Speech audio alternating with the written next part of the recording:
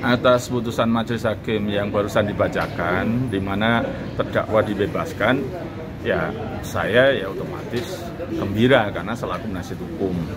Sisi lain ya menghormati apapun putusannya. Sejak awal kan saya sudah menekankan akan menghormati putusan.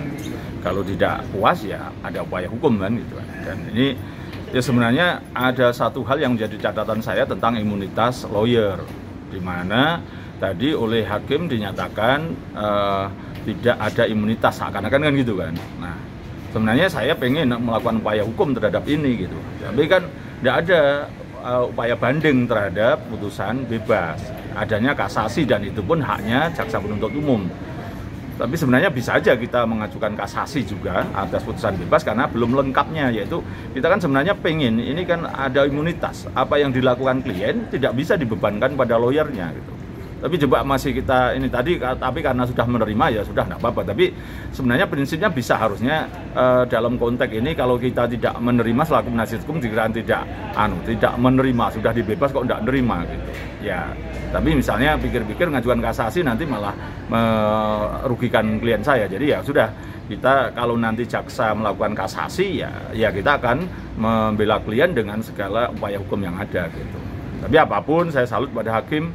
Yang saya tahu pada posisi tertentu nampaknya terdapat upaya-upaya untuk mempengaruhi, dan alhamdulillah saya yang biasanya menjadi pelapor paling banyak secara substansi pada KY, ya saya tidak ingin lapor karena menghormati proses persidangan. Mestinya semua lawyer itu menghormati proses persidangan, bukan melakukan bahkan minta ada penggantian hakim segala macam gitu. Ya agak ketawa sebenarnya saya sebagai orang yang biasa hore-hore gitu, tapi masih dalam koridor gitu. Masa terus kemudian jumpa persnya di kejaksaan gitu kan, ada urusannya dengan hakim. Jadi ini ya kita anggap lucu-lucuan, meskipun saya waktu itu sempat menyampaikan keberatan pada hakim bahwa itu bentuk penghinaan terhadap pengadilan, tapi nampaknya hakim juga tidak terlalu peduli terhadap itu. Ya sudahlah saya, tapi sebenarnya saya rasanya pengen meneruskan hal-hal yang demikian sebagai upaya menghina pengadilan gitu. Tapi kan itu lebih banyak pada posisi wewenang dan haknya hakim. Kalau kita kan hanya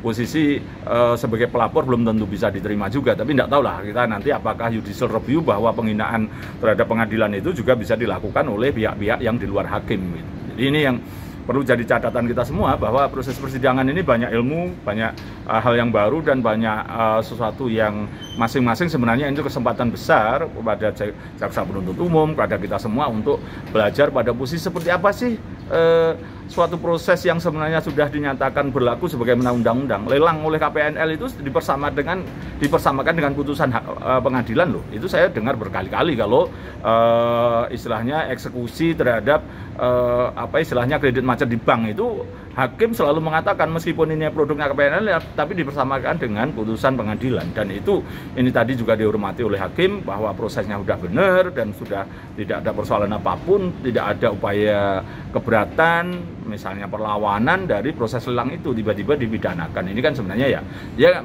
tidak apa-apa lah kita sebagai bentuk pembelajaran hukum untuk kemajuan hukum kita bersama, ya kita ikuti. Mudah-mudahan ini semakin baik kedepannya, hukum-hukum itu dihormati, meskipun yang jadi tumbal dalam posisi ini teman lama saya Pak Pramudya. Tapi ya sudahlah, saya yakin Pak Pramudya itu bukan klien saya sebenarnya, teman saya ini ikhlas-ikhlas saja. Tapi ya apa perlu seperti ini kan gitu kan. Masih itu aja.